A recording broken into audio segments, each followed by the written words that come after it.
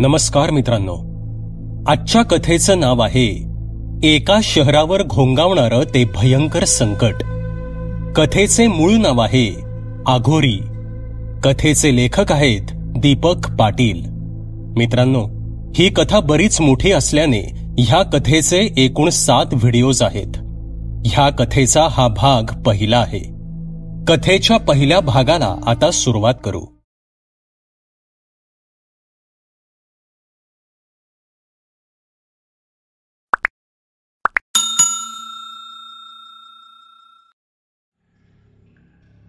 उन्हाची तिरीप आता चांगलीच वाढली होती. एरवी श्वापदांच्या आणि निरनिराळ्या पक्ष्यांच्या आवाजानं दुमदुमून उठणारं ते जंगल गतप्राण झालेल्या एखाद्या नागासारखं निपचित पडलं होतं. आकाशाला गवसणी घालणारे महाकाय वृक्ष आणि त्यांच्या अंगाखांद्यावर खेळत वाढलेल्या मोठमोठाल्या वेलीही या उकाड्याला कंटाळून जणू अंगच सोडून बसल्या होत्या. ती शांतता काहीशी जीवघेणी वाटत होती.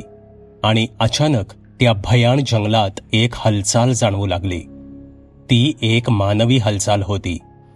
सुकलेल्या गवतातून वाट काढत पालापाचोळा तुडवत तुडवत तो चालला होता.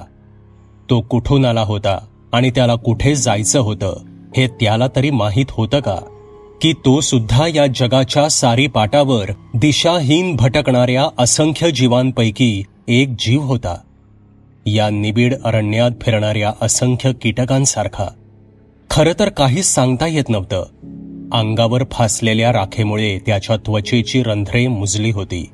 त्यामुळे शरीरातून घामाच्या धारा येण्याचा प्रश्नच नव्हता. त्या जागी एखादा सामान्य पथिक असता तर एरवी या उकाड्यानं आणि तहानेने व्याकुळ होऊनच गतप्राण झाला असता. पण या जीवघेण्या उकाड्यातही तो मात्र अगदी शांतपणे मार्गक्रमण करत होता. पुढील तासभर तो त्या काट्याकुट्यातून आणि कमरे एवढ्या गवतातून मार्ग काढत चालत राहिला. एका ओढ्याच्या जवळ पोचल्यावर शेजारीच त्याला एक औदुंबराचा वृक्ष दिसला आणि त्याची मुद्रा प्रसन्न झाली.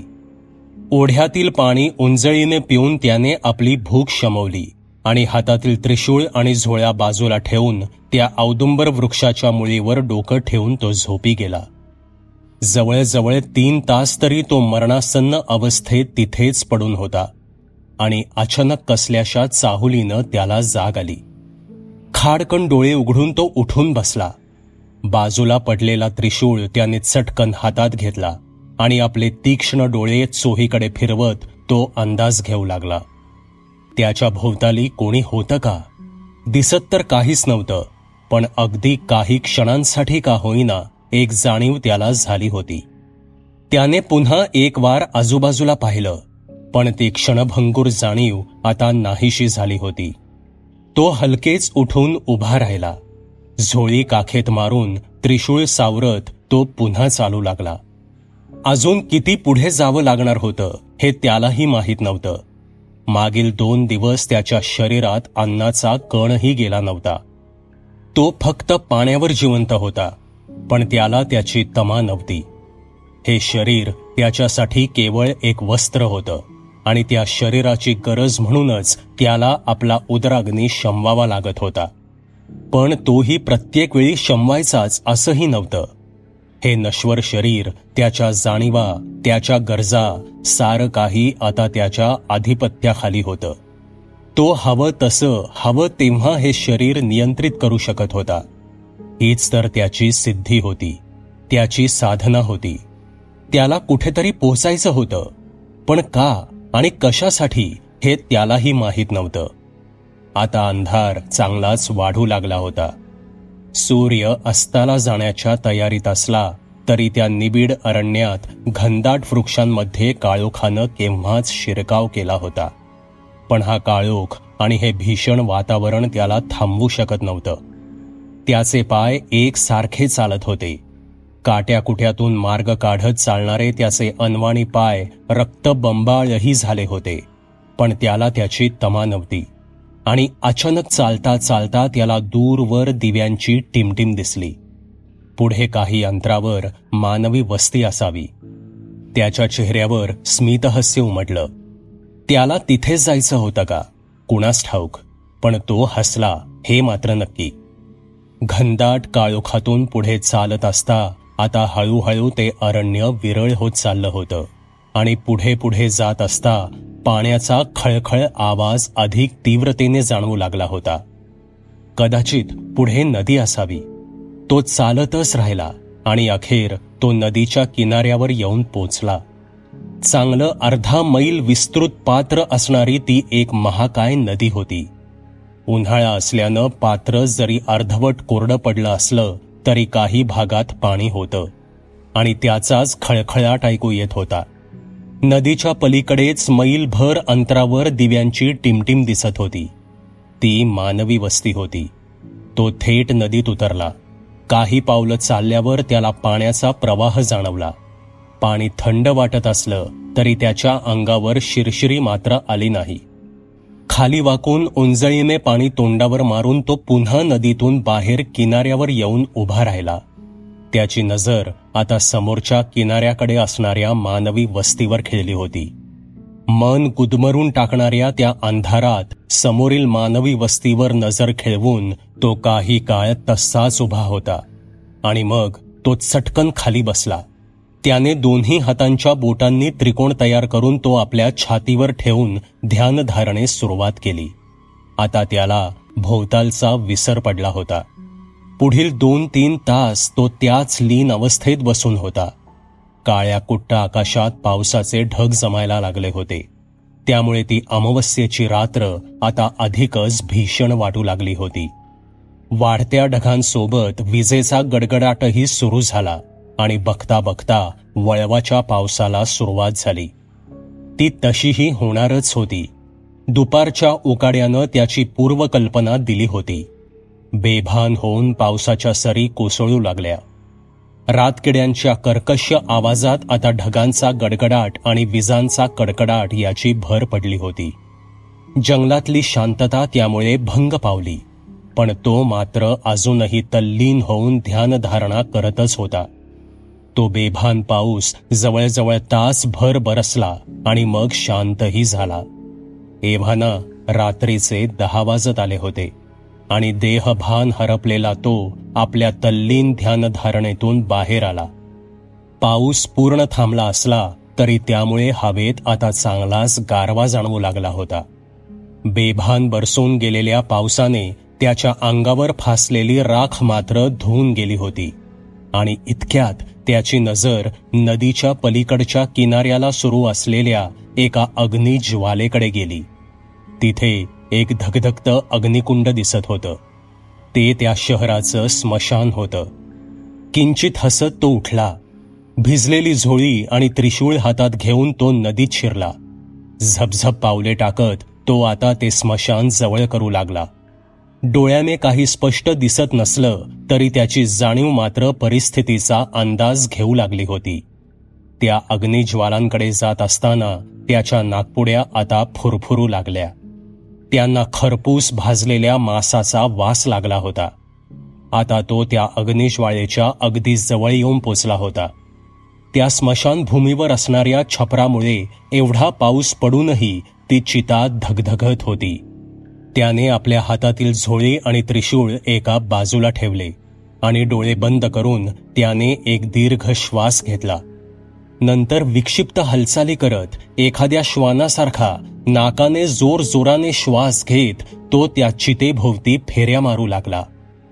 साठी उलटलेला नर, संसारिक, काही महिन्यांपासून रोगाने पीडित, अखेर या देहातून सुटका. पण फेऱ्यातून नाही, फेऱ्यातून नाही, यावेच लागणार, परत यावेच लागणार. असे स्वतःशी स्फुटफुटत चित्रविचित्र हातवारे करत तो हसत होता. हसताना त्याच्या क्रूश देहाची विलक्षण हालचाल होत होती. खांदे उडत होते, बरगड्या थरथरत होत्या आणि अचानक तो खाली बसला. हातातल्या त्रिशूळाने त्याने आजूबाजूला पसरलेली राख बाहेर खेचण्यास सुरुवात केली. हाताने अंदाज घेत काहीशी गरम असणारी ती राख त्याने सर्वांगाला फासण्यास सुरुवात केली आणि इतक्यात धडधड पेटणाऱ्या त्या चितेची लाकडे ढासळली. पेटत्या लाकडातून उठणारे धुमारे इवल्याशा आतिषबाजीसारखे हलकेच हवेत विरले आणि त्या चितेतून अर्धवट जळालेला एक अवयव एका बाजूला येऊन पडला. तो त्या प्रेताचा हात होता. अंगावर राख फासणारा तो अचानक थांबला. त्याने ती गरम राख त्या हातावर फेकण्यास सुरुवात केली. काही क्षणात त्या जळणाऱ्या अवयवाची आग विझली. पुढे होत त्याने हलकेच तो जळका हात जवळ ओढला आणि बोटाने उष्णतेचा अंदाज घेत त्याने तो अवयव उचलला.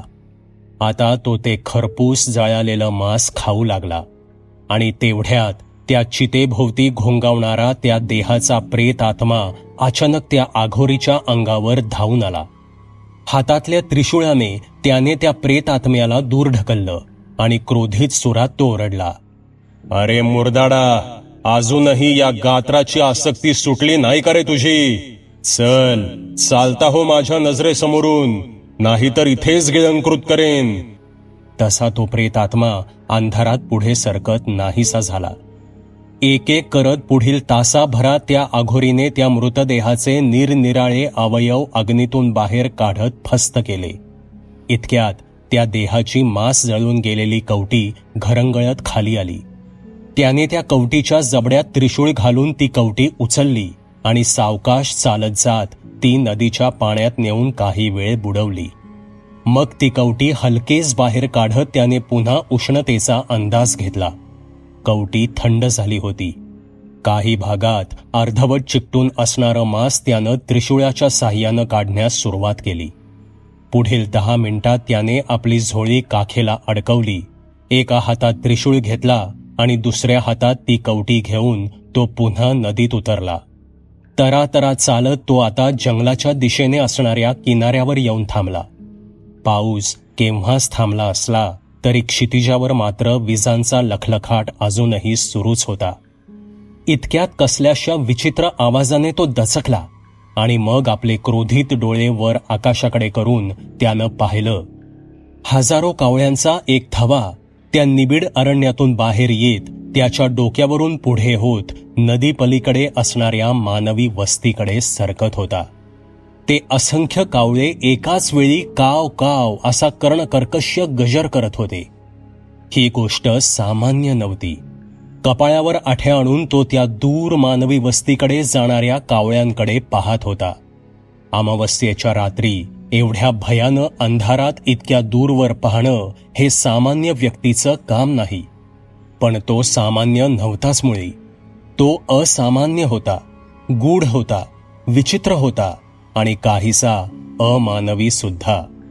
लज्जा, शरम, घृणा, किळस या मानवी भावना आता त्याला लागू होत नव्हत्या. भूतसिद्धीचा हा अनोखा आयाम पार केला असल्यानं तो आता ह्या साऱ्यांपासून अलिप्त होता. पण आत्ता काही क्षणांपूर्वी घडलेली ही गोष्ट मात्र त्याच्या कल्पने पलीकडची होती. काक आणि या अवेळी? असंभव, असंभव असे म्हणत तो पुन्हा नदीच्या पात्रात उतरला. आता त्याचा रोख मानवी वस्तीकडे होता. इकडे शहरात आता पहाटेचे 6 वाजून गेले होते. फोनच्या खणखणाटाने प्रतापला जाग आली. त्याने झोपेतच हात लांब करत बेड शेजारील टेबलावरचा फोन उचलून कानाला लावला. हॅलो, इन्स्पेक्टर प्रताप शिर्के बोलतोय. अर्धवट झोपेत प्रताप म्हणाला. गुड मॉर्निंग साहेब, हेड कॉन्स्टेबल पिसाळ बोलतोय. एक लफडा झालाय दसरा चौक परिसरात. मर्डर असावा. मी जाधवला फोन करून सांगितलंय. तो गाडी घेऊन येईल तुमच्याकडे अर्ध्या तासात, हेड कॉन्स्टेबल पिसाळ म्हणाले. ठीक आहे पिसाळ, तुम्ही फॉरेन्सिक टीमलाही बोलवून घ्या. मी पोचतो अर्ध्या तासात, असे म्हणत प्रतापने फोन कट केला. डोळे चोळत तो उठला आणि थेट बाथरूमच्या दिशेनं निघाला. प्रताप शिर्के MPSCची परीक्षा क्लिअर करून 3 वर्षांपूर्वीच पोलीस विभागात सब इन्स्पेक्टर म्हणून जॉईन झालेला एक होतकरू तरुण. मागील 2 वर्षे तो सब इन्स्पेक्टर म्हणून ग्रामीण भागात कार्यरत होता. त्याची धडाडी आणि कामाची पद्धत बघून त्याला बढती मिळाली होती. त्याला इन्स्पेक्टर म्हणून या शहरात येऊन आता 1 वर्ष झालं होतं. वर्षभरात त्यानं या शहरात सुद्धा आपल्या कामाची चुणूक दाखवली होती. थोड्याच काळात त्याचं चांगलं नाव झालं होतं. एक तरुण कार्यक्षम आणि प्रामाणिक पोलीस अधिकारी म्हणून लोक त्याला ओळखू लागले होते. प्रताप तयार होऊन क्वार्टर बाहेर पडला.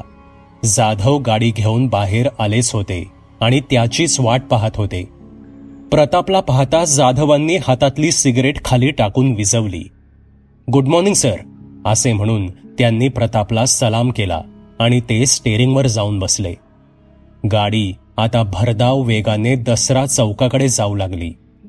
पुढील 20 मिनिटात प्रताप आणि जाधव दसरा चौक परिसरात पोचले. दसरा चौकात गाडी थांबवून जाधवांनी पिसाळ्याला फोन केला. पिसाळ आपली मोटरसायकल घेऊन चौकात आले आणि हाताने इशारा करत ते त्यांना एका चिंचोळ्या गल्लीत घेऊन गेले. जिप्सी घेऊन 5-7 कॉन्स्टेबल आधीच चौकात हजर झाले होते. प्रतापला पाहून त्यांनी त्याला सलाम केला आणि त्याला दिशा दाखवली आणि आता ते एका अपार्टमेंटच्या दिशेनं निघाले. अपार्टमेंट जुनं वाटत होतं. तिथे एक वॉचमनचं केबिन असलं तरी ते वापरात नसावं आणि तिथे वॉचमन असेल असंही वाटत नव्हतं. खाली पार्किंगमध्ये काही लोक जमा झाले होते. पोलीस आलेले पाहून गर्दी दब्या आवाजात कुजबुजू लागली. एक वयस्कर गृहस्थ पुढे आले आणि त्यांनी प्रताप आणि बाकीच्यांना सोबत येण्याचा इशारा केला. तो जीर्ण जिना चढत असताना त्यांना वरून आक्रोशाचे आवाज येत होते. आता ते दुसऱ्या मजल्यावर पोचले. कोपऱ्यातल्या एका फ्लॅट समोर गर्दी दिसत होती. पोलीस पाहताच गर्दी पांगली. प्रताप आणि टीम आत शिरले. हॉलमध्ये 3 महिला धाय मोकलून रडत होत्या. काही पुरुष आणि महिला त्यांना पकडून बसल्या होत्या. रेवा, रेवा, काय केलंस ग हे, असे आवाज ऐकू येत होते. आक्रोश मन विचलित करणारा होता. मृत व्यक्ती ही रेवा नावाची मुलगी किंवा महिला असावी हे प्रतापनं जाणलं. ते वृद्ध गृहस्थ प्रतापला एका रूममध्ये घेऊन गेले. त्या रूममध्ये रक्ताचा जणू सडाच पडला होता आणि त्या रक्ताच्या सड्यात एका मुलीचं शव निश्चित पडलं होतं. तिच्या अस्ताव्यस्त शवावर चादर टाकली होती. प्रतापने खिशातले रबरी ग्लोव्स काढून ते हातात घातले आणि पुढे होत ती चादर पूर्णतः उचलून बाजूला काढली. मृत रेवा 7-8 वर्षांची एक मुलगी होती. तिच्या उजव्या हातात एक धारदार सुरी होती आणि डाव्या हाताच्या नसा सपासप केलेल्या वारांनी तुटलेल्या दिसत होत्या. तिच्या अंगावरच्या नसा काळसर निळ्या पडून कमालीच्या फुगलेल्या होत्या आणि चेहऱ्यावर एक स्मित दिसत होतं, जे फारच विचित्र दिसत होतं. मृतदेहाजवळ कुणी आलं होतं का याची प्रतापने चौकशी केली. वरून ती अलगद चादर टाकण्याव्यतिरिक्त कुणीही मृतदेहाजवळ आलं नव्हतं, असे शेजारच्या त्या वृद्ध गृहस्थांनी सांगितलं. प्रतापने पुढे होत खाली वाकून मृतदेहाचा डावा हात उचलून त्या जखमांचं निरीक्षण केलं आणि मग तो हात हलकेच खाली ठेवून त्याने उजव्या हातात पकडलेला सुरा मृतदेहाच्या हातातून अलगद काढण्याचा प्रयत्न केला, पण सुरा निघाला नाही. मृत मुलीने तो भलताच घट्ट पकडला होता. प्रतापने एका हाताने मृतदेहाची बोटे सोडवून दुसऱ्या हाताने तो सुरा कसा बसा काढला. तसे शेजारचा एक कॉन्स्टेबल धावतच प्लॅस्टिक पाऊच घेऊन पुढे आला. प्रतापने तो सुरा अलगद त्या पाऊचमध्ये ठेवला आणि त्याची झिप लॉक केली. इतक्यात फॉरेन्सिक टीम तिथे पोचली. प्रतापने बाकीच्यांना बाहेर जायला सांगत फॉरेन्सिक टीमला कामाच्या सूचना दिल्या आणि बाहेर येत थेट हॉलमधून बाहेर पडत तो फ्लॅट बाहेरील पॅसेजमध्ये आला. सोबत असणारे ते वृद्ध गृहस्थ शेजारच्या फ्लॅटमध्येच राहत होते. प्रतापने त्यांना त्या कुटुंबाबद्दल प्राथमिक माहिती विचारली. रेवा 3रीत शिकणारी एक किशोरवयीन मुलगी होती. ते कुटुंब सुद्धा शांतताप्रिय मध्यमवर्गीय कुटुंब होतं. रेवाचे वडील शिक्षक तर आई गृहिणी होती. तसेच रेवाची आजी सुद्धा त्यांच्या सोबतच राहत होती. प्रथम दर्शनी पाहता रेवानं आत्महत्या केल्याचं वाटत होतं, पण एवढ्या लहान वयात आत्महत्या ही गोष्ट प्रतापच्या पचनी पडत नव्हती. त्यानं ही आत्महत्येची शक्यता त्या वृद्ध गृहस्थांना बोलून दाखवली. एवढी हसतमुख, निरागस आणि लहान मुलगी आत्महत्या कशी करेल असे म्हणून त्यांनी ही शक्यता फेटाळून लावली. प्रतापने सोबतच्या कॉन्स्टेबलना इतर शेजाऱ्यांकडे चौकशी करण्यास सांगितलं. तसेच सरकारी हॉस्पिटलमध्ये फोन करून अँब्युलन्स बोलावण्यास सुद्धा सांगितलं आणि तो जाधवांसोबत जिना उतरू लागला. काय मग जाधव, काय वाटतंय तुम्हाला? पार्किंगमध्ये पोचताच खिशातून सिगरेटचं पाकिट बाहेर काढत प्रताप उद्गारला. हा काहीतरी विपरीत प्रकार वाटतोय साहेब. एवढी लहान मुलगी आत्महत्या कशी करेल? दुसराच काहीतरी अँगल असला पाहिजे याला, जाधव उद्गारले. हो, मलाही असंच वाटतंय. बॉडी हॉस्पिटलमध्ये पोचेल पुढच्या तासाभरात. मला डिव्हिजनला सोडून तुम्ही तिकडे जा. मला संध्याकाळपर्यंत पोस्टमॉर्टम रिपोर्ट हवाय. आणि हो, डॉक्टरांना सांगा सेक्शुअल अब्यूजचा अँगलही तपासा. का कुणास ठाऊक, पण ही केस डोकेदुखी ठरणार असं वाटतंय. कोणतीही शक्यता दुर्लक्षून चालणार नाही, सिगरेटचा झुरका मारत प्रताप बोलला. इतक्यात त्याचा फोन वाजला. हा दीदी, बोल ना, प्रताप उद्गारला. तो फोन प्रतापच्या बहिणीचा, साधनाचा होता. अरे प्रताप, कुठेस तू? 15 दिवसात एकही फोन नाही, घरी सुद्धा आला नाहीस. साक्षी कालच तुझं नाव काढत होती आणि विचारत होती मामा आला का नाही, साधना म्हणाली. अगं दीदी, कामातून जमलं नाही. रविवारी दुपारी नक्की येतो जेवायला. बाकी ठीक आहे ना सगळं? साक्षी काय करतीये? प्रताप म्हणाला. प्रतापची सिगरेट एव्हाना संपत आली होती. अरे तिची तयारी सुरू आहे स्कूलला जायची. पण तू नक्की ये हं, रविवारी हे पण असतात ना घरी, भेट होईल, साधना म्हणाली. हो दीदी, नक्की येतो. चल ठेवतो आता, थोडा कामात आहे, बाय, असे म्हणत प्रतापने फोन कट केला आणि तो गाडीत बसला. गाडी आता त्या गल्लीतून चौकाकडे जाऊ लागली. इतक्यात रस्त्याच्या बाजूने चालणारा एक इसम अचानक गाडीसमोर आला. जाधवने शिताफीने ब्रेक मारला आणि खिडकीतून तोंड बाहेर काढून जाधव ओरडले. ए बाबा, काय मरतो का काय आता? पण त्या व्यक्तीचं त्यांच्याकडे लक्षच नव्हतं. तो एकसारखा रेवाच्या अपार्टमेंट भोवती घुटमळणाऱ्या कावळ्यांकडे पाहत विचित्र हातवारे करत बडबडत होता. त्याचा अवतार पाहून जाधवने जास्त लक्ष न देता कशीबशी गाडी बाजूने काढली आणि ते पोलीस स्टेशनकडे जाऊ लागले. दूर जाणाऱ्या त्यांच्या गाडीकडे एक वार पाहून तो आघोरी पुन्हा त्या कावळ्यांकडे पाहून काहीतरी विचित्र बडबडू लागला. साधना, प्रतापची मोठी बहीण, तिच्या लग्नाला 10 वर्ष झाली असतील. ती आपल्या कुटुंबासोबत याच शहरात सेटल झाली होती. प्रतापची सुद्धा ट्रान्सफर ह्याच तिच्या बहिणीच्या शहरात झाली असली तरी तो पोलीस क्वार्टरमध्ये राहत होता. सुरुवातीला साधना त्याला माझ्याकडेच राहा असा आग्रह करत होती, पण प्रतापने त्या गोष्टीला स्पष्ट नकार दिला होता. आणि आता तर कामात व्यस्त असल्याने त्याला बहिणीला भेटणंही मुश्किल होऊन बसलं होतं. पण यावेळी वेळ काढून निश्चित आपल्या बहिणीला आणि आपल्या एकुलत्या एक लाडक्या भाचीला भेटण्याचं त्यानं ठरवलं होतं. पोस्टमॉर्टमचा रिपोर्ट दुसऱ्या दिवशी मिळाला. प्रताप आतुरतेने या रिपोर्टची वाट पाहत होता, पण तो रिपोर्ट पाहून त्याच्या हाती निराशाच आली. रिपोर्टमध्ये मृत्यूचं कारण हातावर झालेल्या तीक्ष्ण हत्याराच्या जखमेने अतिरिक्त रक्तस्राव होऊन मृत्यू असे नमूद केले होते. शिवाय कोणत्याही प्रकारच्या लैंगिक अत्याचाराची शक्यता फेटाळून लावण्यात आली होती. तसेच हस्तगत झालेल्या सूर्यानेच हातावर जखम केल्याचंही नमूद केलं होतं. मृतदेहावर तसेच कपड्यांवर कोणत्याही प्रकारच्या जबरदस्तीच्या खुणा आढळल्या नव्हत्या. एकंदरीत ही आत्महत्याच असल्याचं दिसत होतं.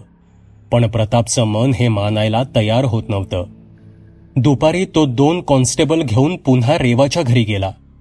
कुटुंबातील सदस्य कालच्यापेक्षा आज काहीसे सावरलेले दिसत असले तरी रेवाची आई आजही बोलण्याच्या मनस्थितीत नव्हती. तिचे वडील आणि आजी यांच्याशी झालेल्या बोलण्यातून प्रतापला काही विचित्र माहिती हाती लागली. आदल्या रात्री रेवा आपल्या रूममध्ये होती. तिची आई तिला दूध घेऊन गेली असता रेवा रूमच्या खिडकीत उभी असल्याचे तिला दिसले होते.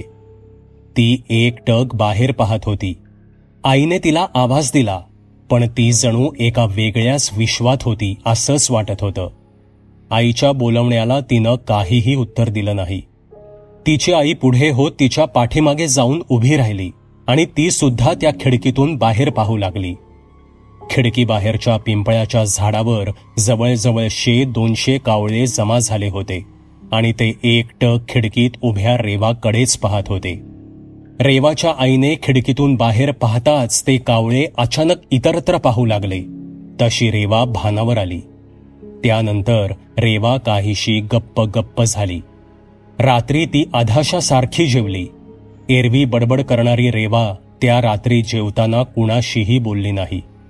जेवण करून ती थेट आपल्या खोलीत गेली. त्या दिवशी तिने रूममध्ये जाताच आतून कडी लावून घेतली. तिच्या आजीसाठीही तिने कडी उघडण्यास नकार दिल्यानं ती रात्र आजी हॉलमध्ये झोपली. सकाळी रेवा कडी उघडत नसल्याने दरवाजा तोडला गेला आणि आत गेल्यावर दिसलं की रेवा रक्ताच्या थारोळ्या पडली होती.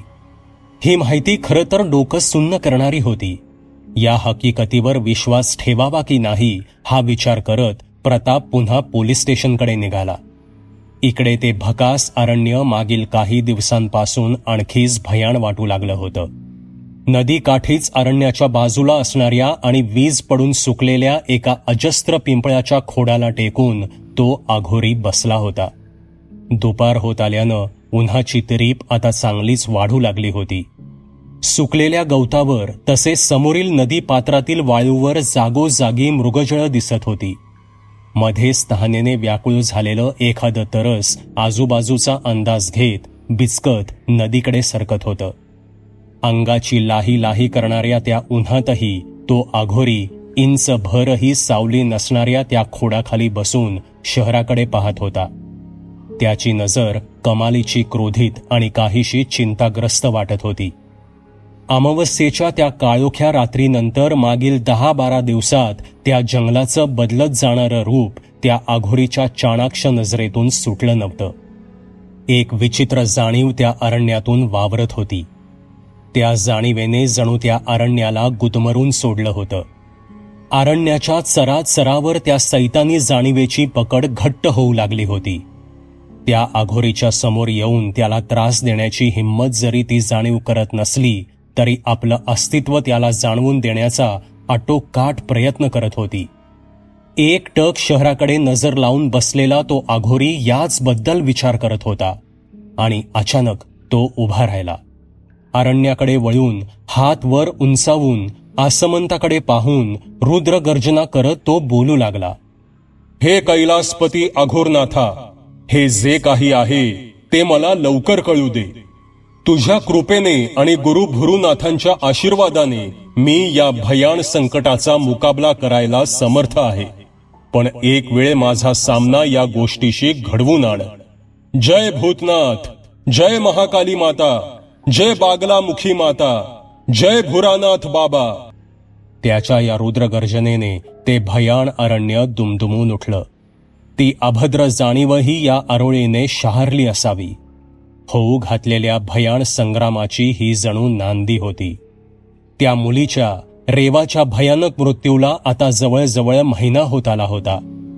पंचनामा, सर्व साक्षी पुरावे, पोस्टमॉर्टम रिपोर्ट यामध्ये कोणतीही घातपाताची शक्यता दिसत नसल्याने शेवटी रेवाची केस ही एक कोल्ड केस बनत चालली होती. तिच्या घरच्यांनीही आता हे सत्य स्वीकारलं होतं. त्या चिमुरड्या जीवाचा झालेला अंत भयानक आणि तितकाच अनाकलनीय होता. प्रतापचं मन आजही ती आत्महत्या होती हे मानायला तयार नव्हतं. मागील 2 दिवसात त्याने या केसची सर्व कागदपत्र पुन्हा एकदा चाळून काढली होती. तो रेवाच्या शाळेतही गेला होता. रेवाच्या शाळेतले शिक्षक, वर्गातील मुले यांच्याकडून कसून चौकशी करूनही महत्वाचं असं काहीच हाती लागलं नव्हतं. त्याने सायबर क्राईम शाखेकडेही चौकशी केली. आजकाल येणाऱ्या नवनवीन हिंसक मोबाईल गेम्समुळे मुले असे विचित्र प्रकार करू शकतात ही शक्यता नाकारता येणार नव्हती. पण तिकडून सुद्धा कोणतीही सकारात्मक बातमी आली नाही. सगळे प्रयत्न केल्यानंतर आता प्रताप एका डेड एंडवर उभा होता. रेवाच्या घरच्यांनीही केसच्या तपासाबद्दल तगादा लावणं आता बंद केलं होतं. सुरुवातीचे 8-10 दिवस रेवाच्या बातम्या दाखवणारे लोकल न्यूज चॅनल आणि वर्तमानपत्रे सुद्धा आता ही बातमी डाऊन मार्केट झाल्याने विसरले होते. हळूहळू रेवाच्या दुर्दैवी मृत्यूची करुण कथा त्या सरकारी फायलीत बंद होऊन फाईल्सच्या गठड्यांमध्ये स्वतःला सामावून घेऊन कागदपत्रांच्या खोलीत धूळ खात पडली. साधनाला शब्द देऊनही प्रताप मागील 2 रविवार तिच्या घरी जेवणासाठी जाऊ शकला नव्हता. आज रविवार असल्याने त्याने सकाळीच तिला फोन करून तो आज येणार असल्याचं कळवलं. तयार होऊन तो बाहेर पडला. जाताना एका खेळण्याच्या दुकानात थांबून त्याने आपल्या भाचीसाठी साक्षीसाठी एक छानशी बाहुली घेतली. सोबतच बाजूच्या मिठाईच्या दुकानातून मिठाई घेऊन तो पुन्हा गाडीत बसला. पुढील अर्ध्या तासात तो साधनाच्या अपार्टमेंटमध्ये पोचला. तो साधनाच्या फ्लॅटमध्ये पोचला. तिने हसून त्याचं स्वागत केलं. हॉलमध्ये साधनाचे मिस्टर सचिन पेपर वाचत बसले होते. प्रतापला पाहताच त्यांनी हसून प्रतापला बसण्यास सांगितलं. 5 मिनिटे ते अवांतर गप्पा करत बसले होते. इतक्यात साक्षी आपल्या रूममधून बाहेर आली आणि थेट प्रतापच्या मांडीवर जाऊन बसली. प्रताप तिचा पापा घेऊ लागताच ती मांडीवरून उतरून समोर जात थोड्या अंतरावर उभी राहिली आणि गाल फुगवून आपली इवलीशी करंगळी वाकवून प्रताप समोर पकडत ती म्हणाली, मामा, मी तुझ्याशी बोलणारच नाही आणि तुला पापा तर अजिबात देणार नाही. तुझ्याशी कट्टी. काय ग वेडाबाई, असं का करतीयस? प्रताप म्हणाला. तू पोलीस नव्हतास तेच छान होतं. आता तुला माझी आठवणच येत नाही, नाक फुगवून साक्षी म्हणाली.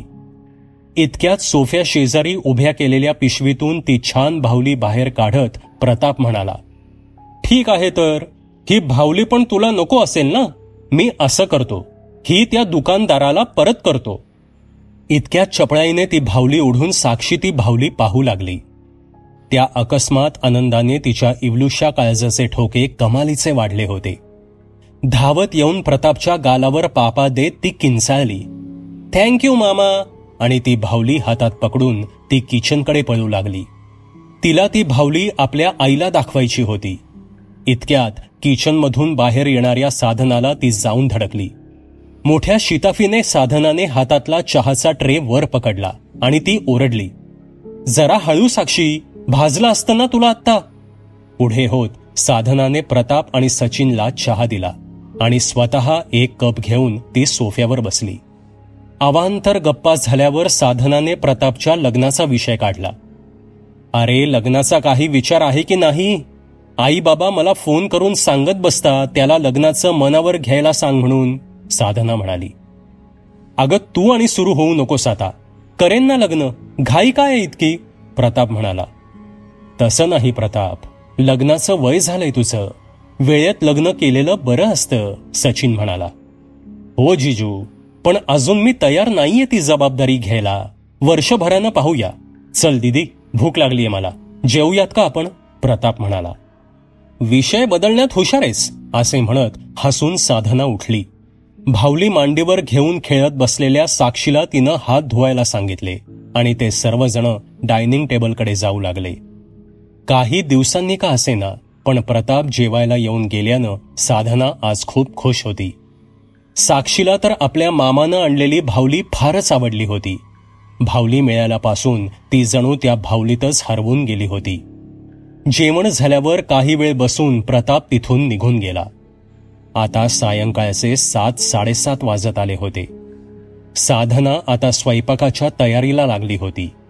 सचिन सायंकाळचा फेरफटका मारण्यासाठी घराबाहेर पडला होता. साक्षी आपल्या खोलीत बसून त्या बाहुलीशी खेळत होती. बाहुलीचे केस सोडून तिची पुन्हा वेणी घालून साक्षी तिला झोपवत होती. तिच्यासाठी एक छानसं अंगाई गीत म्हणत होती आणि इतक्यात एक पांढरट तांबूस रंगाचं घुबड अगदी अलगदपणे साक्षीच्या खोलीच्या खिडकीत येऊन बसलं. खिडकीत येऊन बसताना त्याच्या पंखांचा सपसप असा आवाज झाला. अचानक झालेल्या त्या आवाजाने साक्षी दचकली आणि तिने खिडकीत पाहिलं. खिडकीत बसलेलं घुबड डोळे रोखून साक्षीकडेच पाहत होतं. पुढील काही क्षण साक्षी आणि त्याची नजरानजर झाली. साक्षीला या विचित्र दिसणाऱ्या पक्षाबद्दल काहीशी भीती आणि तितकीच कुतूहलता वाटत होती आणि पुढच्या क्षणाला साक्षी बेडवरून खाली उतरली. ती आता जणू भारावल्यासारखी त्या घुबडाकडे पाहत होती. आपले भेदक डोळे साक्षीवर रोखून आपली चेंडूसारखी गोल मान यंत्रवत वर खाली करत ते घुबड जणू साक्षीला जवळ बोलवत होतं. आपली इवलीशी पावलं रूममधील टाईल्सवर फरफटत एखाद्या संमोहित व्यक्तीसारखी ती चिमुरडी पोर पुढे पुढे सरकत होती. ते घुबड मान वर खाली करून जणू तिला भुलवत होतं. साक्षी एका भयाण संकटाच्या अगदी तोंडावर उभी होती आणि इतक्यात एक विलक्षण योगायोग घडला. साधना अचानक रूममध्ये दाखल झाली. तिच्या हातात धूप पात्र होतं. त्यातून उठणारे सुवासिक धुराचे लोट रूममध्ये पसरू लागले. सायंकाळी घरात मच्छर येतात आणि बाजारात उपलब्ध मस्किटो रिपेलंट प्रॉडक्ट्स लहान मुलांसाठी योग्य नाहीत म्हणून साधना देवपूजेचा धूप पेटवून दर संध्याकाळी तो साक्षीच्या रूममध्ये फिरवत असे. पण या छोट्याशा नित्यक्रमाच्या गोष्टीने आज चमत्कार घडला होता. धुपाच्या पवित्र वासाने ते घुबड दचकून बाहेर उडालं आणि त्यासोबत बाहेर प्रतीक्षेत असलेले कावळे सुद्धा तिथून निघून गेले. तसे साक्षी आपल्या तंद्रीतून बाहेर आली. तिने पटकन आपल्या आईजवळ जाऊन त्या घुबडाबद्दल सांगितलं. घुबड मुळातच निशाचर पक्षी असल्यानं साधनाला मात्र यात काही विशेष वाटलं नाही. साक्षीला आता खिडकी उघडू नकोस असं दटावून साधना तिथून निघून गेली. दाराशी आलेलं अनिष्ट आज योगायोगाने टळलं होतं. पण हा योगायोग रोज होणार होता का? केवळ अशक्य. आज हात चोळत परत गेलेलं ते भयाण संकट पुन्हा कधीही परतू शकत होतं. आता साक्षीला त्यानं हेरलं होतं. सावज अगदी टप्प्यात असताना त्याला माघार घ्यावी लागली होती. त्यामुळे ते संकट आता कदाचित पुढच्या संधीची वाट पाहत बाहेरच घुटमळत असावं. कुणास ठाऊक, सांगणं कठीण होतं. चिमुरडी साक्षी मात्र आपल्या खोलीत निवांत खेळत होती. आपल्या भावलीला थोपटत ती अंगाई गीत गात होती. ती रात्र सरली. इकडे दुसऱ्या दिवशी अलार्मच्या आवाजाने प्रताप जागा झाला. 5:45 झाले होते. आळस झटकून तो चटकन उठला. तोंडावर पाणी मारून फ्रेश झाला आणि जिम बॅग घेऊन तो वॉक करत जिमला निघाला. गेले काही दिवस बिझी असल्याने त्याचे जिमचे शेड्यूल काहीसे अस्ताव्यस्त झाले होते. वेळी अवेळी ड्युटीवर जावे लागत असल्याने त्याच्या वर्कआउटमध्ये खंड पडत होता. ही बाब ध्यानात आल्याने त्याने यापुढे कोणत्याही परिस्थितीत जिम चुकवायची नाही असं ठरवलं होतं. म्हणूनच आज आळस आला असतानाही तो जिमला निघाला होता. जिमला पोचताच त्याला आपला मित्र मिलिंद भेटला. मिलिंदशी त्याची ओळख जिममध्येच झाली होती. मिलिंद एका बहुराष्ट्रीय कंपनीत मोठ्या हुद्द्यावर कामाला होता. मिलिंद ब्राह्मण होता आणि त्याचे वडील शहरातले नामांकित ज्योतिषी होते. प्रतापला पाहून मिलिंद काहीसा आश्चर्याने उद्गारला. ओ इन्स्पेक्टर साहेब, आज कसे काय इकडे? त्याच्या बोलण्यातला उपहास जाणून प्रताप हसून उद्गारला. अरे बाबा, एक दिवस माझ्या जागी काम करून बघ, मग बघूया हा टोमणा सुचतो का ते. अरे पण खूपच गॅप पडतीये हल्ली तुझी, मिलिंद गंभीर होऊन म्हणाला.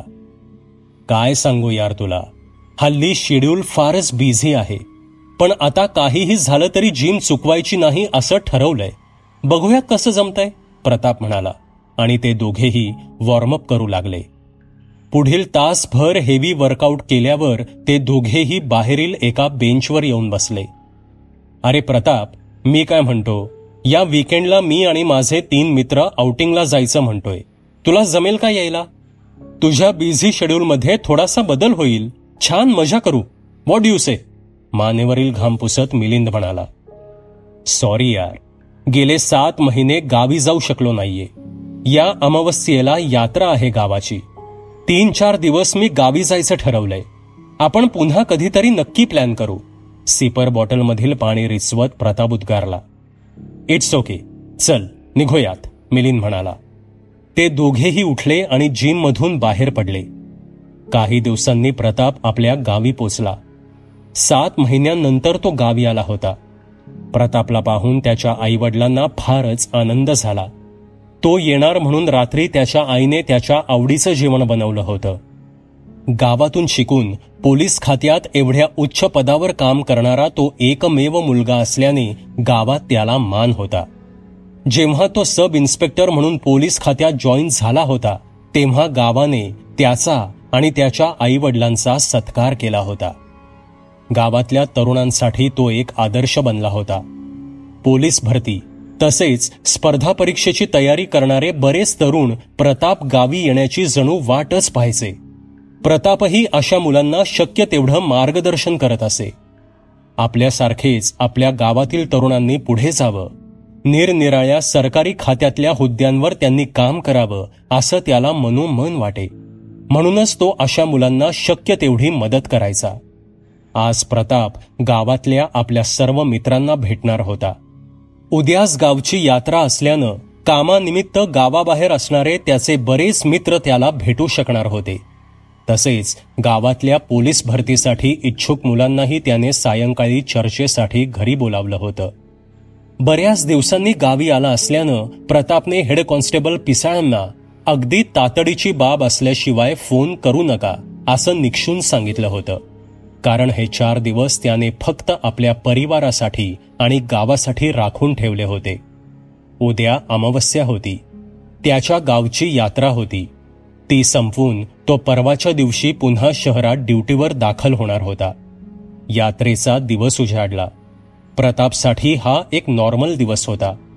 गावची यात्रा, ग्रामदैवतेचा उरूस, देवींची पालखी, निरनिराळ्या वस्तूंची, खाद्यपदार्थांची दुकानं हे सर्व काही तो खूप महिन्यांनंतर अनुभवत होता. लहानपणी या गोष्टींचे किती अप्रूप वाटायचे, पण आता ती मजा नाही. पण तरीही गावातल्या बऱ्याच मित्रांची आणि गावकऱ्यांची भेट झाल्याने प्रतापला तो दिवस सत्कारणी लागल्याचे जाणवले. अमावस्या असल्याने सायंकाळी काळोख दाटू लागला. उद्या सकाळी जेवण करून शहराकडे जायला निघण्याचा विचार करत प्रताप झोपी गेला. इकडे अमावस्येचा काळोख जसजसा दाटू लागला तसा या क्षणाची जणू वाटच पाहत त्या सुकलेल्या पिंपळाच्या खोडाला टेकून बसलेला तो अघोरी ताडकन उठून उभा राहिला. त्याच्या अंगावर फासलेली चितेची राख त्या मिट्ट काळोखातही विलक्षण चमकत होती. त्याची भेदक नजर काळोख्या आकाशात भिरभिरत कशाचा तरी वेध घेत होती.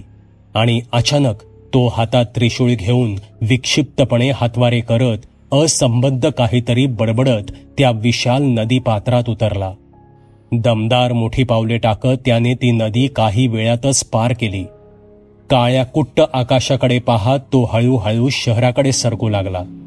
शहराच्या नदीकडील प्रवेशद्वारापाशी आल्यावर तो थांबला आणि तिथेच असणाऱ्या एका बेंचवर बस्तान मांडून बसला.